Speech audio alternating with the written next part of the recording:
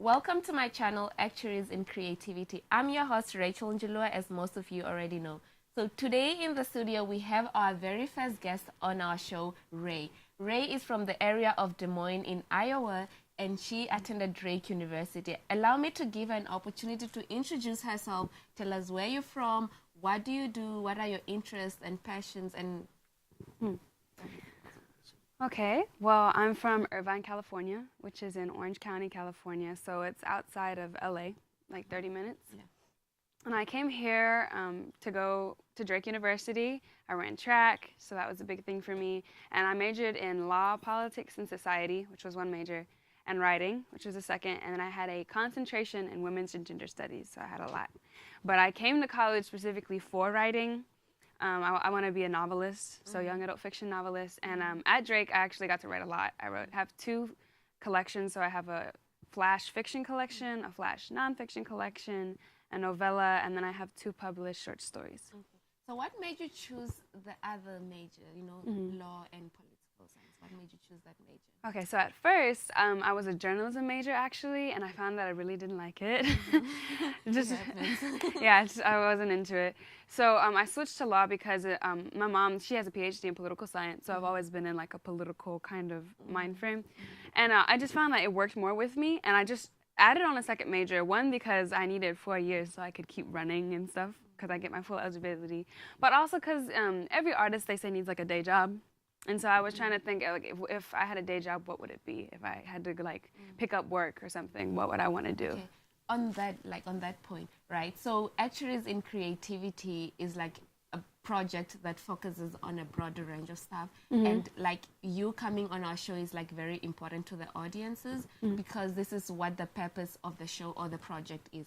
The purpose is to show that like people who are pursuing like careers in like you said, you needed a day job. Yeah. Like, so for me, that just like caught my attention because the fact that you said you needed a day job is like society kind of made it seem like, oh, you should have a day job as a creative. So what do you think about that? Like, how is it like in your society being a creative and being an academic? What are some of the pressures that you receive? And is it like strictly motivated, or is it some sort of self-motivation that you just gave yourself, I need to do this as a day job? So I feel like society really pushes the point that you have to have a real job, quote unquote. And real is defined as something that's 9 to 5 and usually has a set amount of pay and is just really routine. And if there's any chance that you could fall out of your routine, then it's not stable and it's not a good job. It's not a real job. So I actually had really supportive parents of my writing and my singing and my work. But it's just, I found that every time I would tell my friends' parents about it or somebody about it, they always tell me, you want to be a writer? It was like, well, that's pretty hard, Writers don't make much money, or writers don't do this. Someone told me books are going out of style. People don't read books, which is not true. People read books as much as ever. So you just get a lot of backlash because people have been, it's not even their fault. It's just everyone has been raised to believe that you can't do something that has limbo. You can't do something if it's not set or routine. So I guess the way you deal with that is by understanding that statistics are generally for people who fail.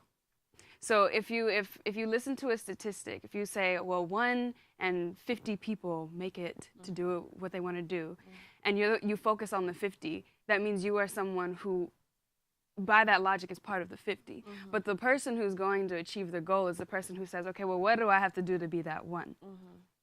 And so it's having that mind frame of, I can be that 1, I'm going to be that 1, because this is what I'm supposed to do, because this is what I like doing. And God wouldn't have me like something if I wasn't supposed to do it. So I have a couple of friends back home in Namibia. So these guys felt pressure to do like traditional careers like medicine, so to be a doctor and so on.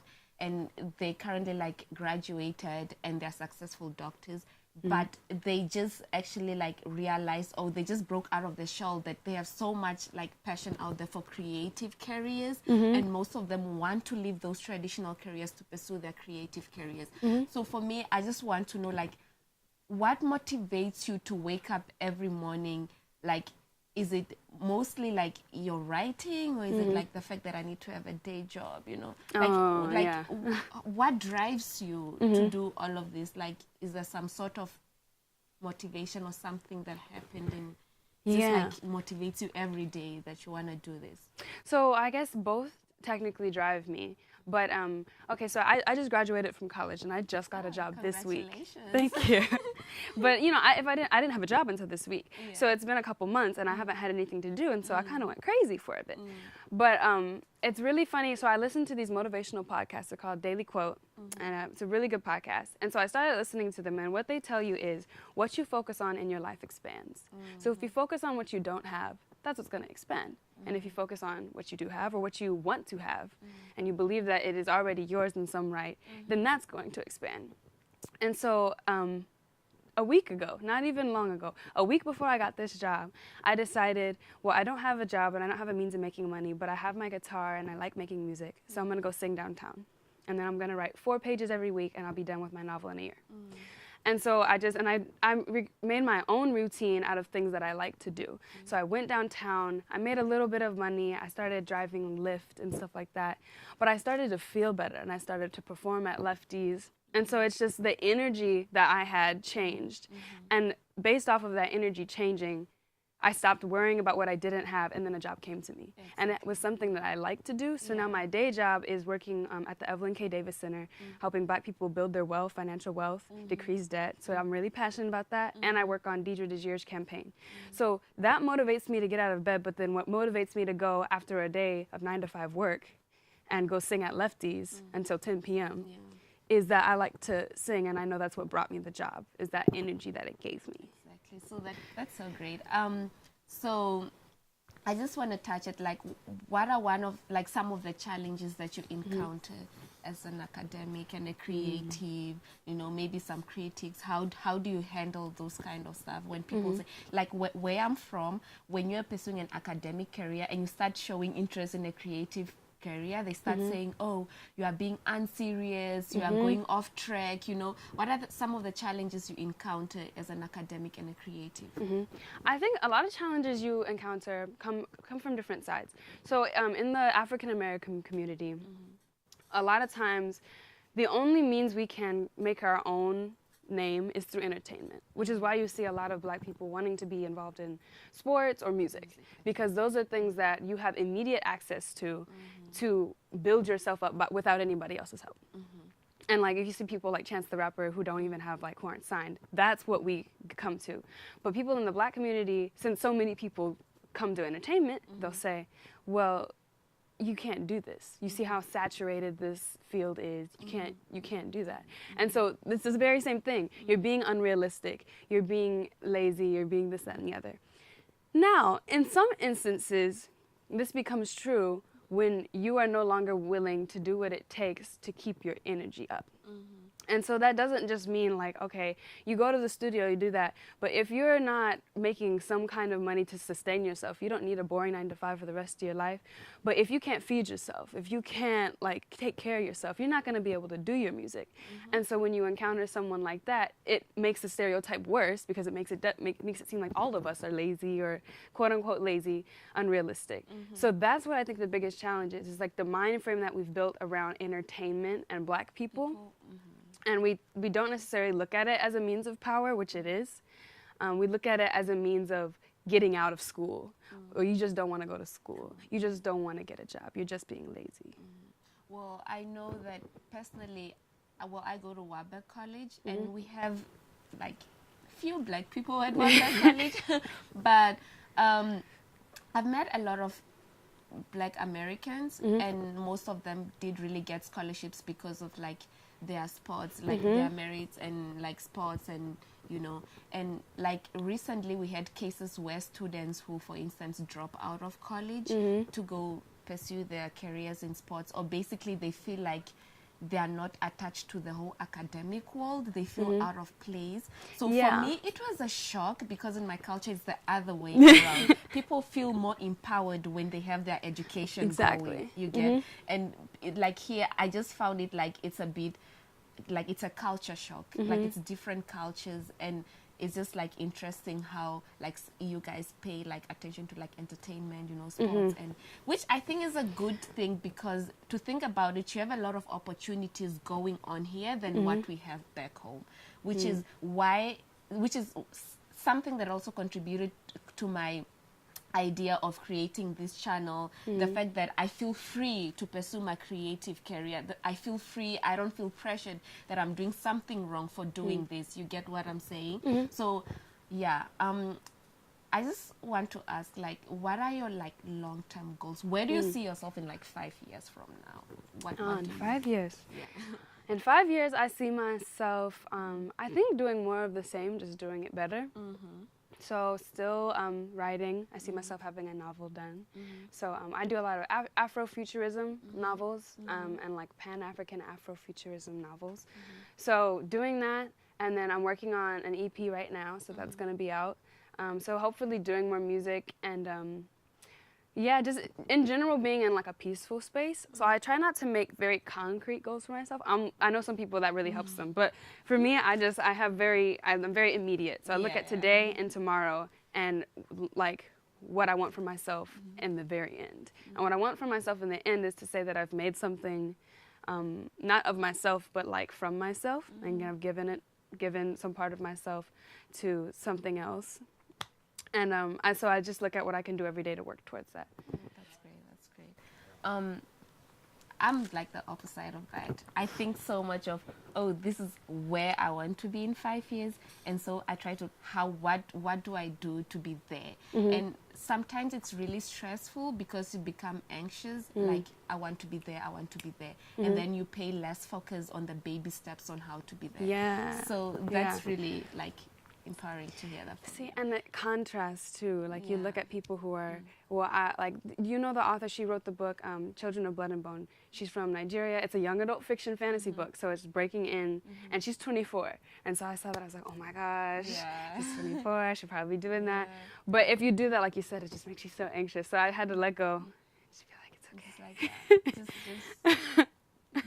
Just go with the flow. Yeah. The baby steps needed, the growth and everything. Yeah. The whole journey. What's like the best advice you would like to give to like people out there?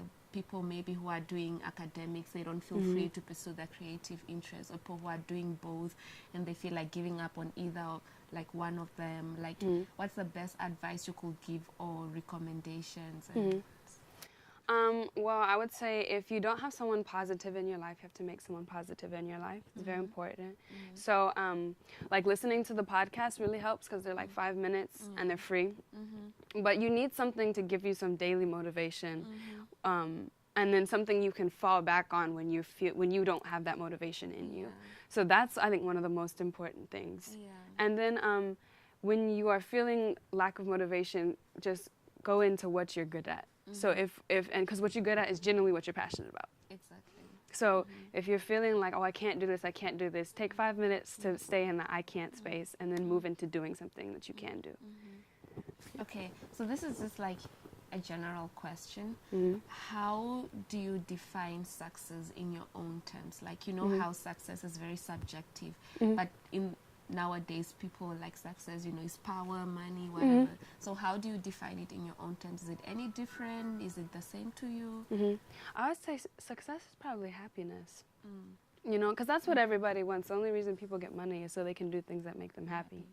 And the only reason people want power is so that no one can keep them from doing things that makes them happy. So happiness is always the goal for people who want to be successful. We just have different means of going to get it. And sometimes the means keep you from the ends. Exactly. So, okay, that's very interesting. I don't know. I receive a lot of these questions sometimes, like as an academic. So I don't know if you encounter the same challenges. So like, especially being here. So I'm on full scholarships and so on, but I encounter a lot of like financial challenges, like literally just being a student. And I think it's like almost every student's like challenge, you know, finances. Like, how is it like for you personally as a college student, not like your background whatsoever, but just like as a college student, like, you know, I have I have double majors, I have to write my stuff, and then I have to worry about finances or how I'm gonna pay for my school, you know. Do you encounter such like stuff, and what do you usually do to, like, you know, help yourself out in? Yeah. So my first 3 years of college, I was not on a full scholarship for track. I was on like a partial scholarship. So I did have to, it wasn't as much money, so I wasn't super worried about it, but it also, like, I don't know the state of my family's finances, but I've always been one to worry about it, because when we were younger, my family really didn't have a lot of money because my mom was going to school and she had a kid and all that. So I'm always very aware of it. And it just makes me feel like I have to do whatever I'm here to do at the best possible, because I'm paying for it, you know, or my mom's paying for it, or my dad's paying for it. So I encountered that a lot. And I think you also encounter that when, especially for athletes or people who are on certain scholarships, one, people think you're only there because of athletics. I mean, I graduated high school with a 4.0, so it's just like, I've got mostly academic scholarship. Exactly. But then if you're with the athletic program, you're kind of like forced to do things regardless of what you think or feel. And so I feel like that comes into play, because you're not trying to be the one responsible for having your mom or dad pay a bunch of money if you quit. But at the same time, sometimes it's like a really moral choice that you have to make. Like, you're trying to make me do something that goes against who I am. So I think finances can be a bind. Yeah. Okay, I don't know if this is like a cultural thing. I don't want to generalize it or like make it a stereotype. It's just like some observations that I've made the time I've been here. So, like, specifically in Wartburg College, like I said, we have some Black Americans, and I've encountered like situations where I've seen that most of them are not very much motivated. Like, they don't believe in themselves. Like, these kids have potential, they have so much to do, but they don't believe in themselves. What do you think contributes to that in the Black American culture for kids to feel that way? I think what it is a very specific to the history of Black Americans here, and the separation gap between generations. So what I always talk about is, I'm like a hip-hop head, so I'm going to talk about hip-hop. But I always say, if you look at hip-hop, the music is connected to like a certain struggle. And the music now is not connected to the same struggle as it was then. And so you see people unmotivated to make the best content possible, because it's a different thing to them. Back then, you make the best content possible, you make your message as powerful as possible, because you're not being heard. Now, there's too many people being heard. Now anyone can be heard if they say some foolishness. So there's no motivation. It's just like, we have been trained to believe that money is the way to happiness now. And so whatever we can do, regardless of how easy it is or how hard it is, we're not challenging ourselves to be the best we can be. We are challenging ourselves to make the most money we can be, regardless of the circumstance. I feel like where you are and where you plan to be is really empowering, not only to me, but to everybody else that's going to listen to this.